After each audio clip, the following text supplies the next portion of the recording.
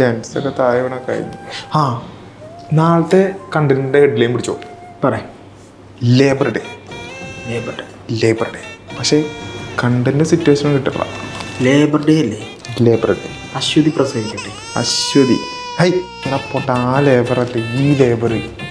ആ ലേബറാ പണിയുടെ ഈ അരവട്ടന്മാരെ കൊണ്ടൊക്കെ കണ്ടന്റ് എഴുതി ഇന്ന വേണം പറയാം. ആ അടുത്ത വട്ടം വേണം. വെറുതെയല്ല, എന്താ അയാൾക്ക് ഞാൻ കണ്ണെടുക്കണം. പ്രശ്നല്ലേ മൂപ്പർക്ക് അത് എന്നോട് മാത്രമല്ല എല്ലാവരോടും പ്രശ്നം.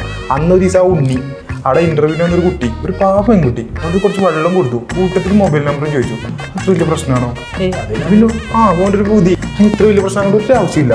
എല്ലാവർക്കും ഇങ്ങനത്തെ എന്താണ് ഇങ്ങനെ അതേപോലെ സാറ് അങ്ങനെയൊന്നും അല്ലടാ. അതാ ഉണ്ണീന്റെ പ്രശ്നമാണ്. ഉണ്ണീന്റെ പ്രശ്നമാണ്.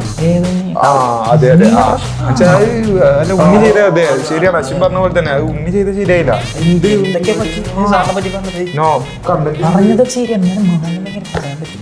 മാന്യന്മാരെ പറ്റി നിങ്ങൾ ഇവിടെ ഇരിക്കായിരുന്നല്ലേ?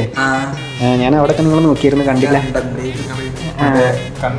കണ്ടന്റ് കിട്ടിയോ? റെഡി ആയോ? ആയില്ലേ?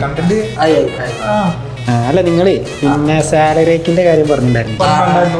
അതിന്റെ കാര്യത്തിൽ ഞാൻ തീരുമാനാക്കിയിരുന്നു.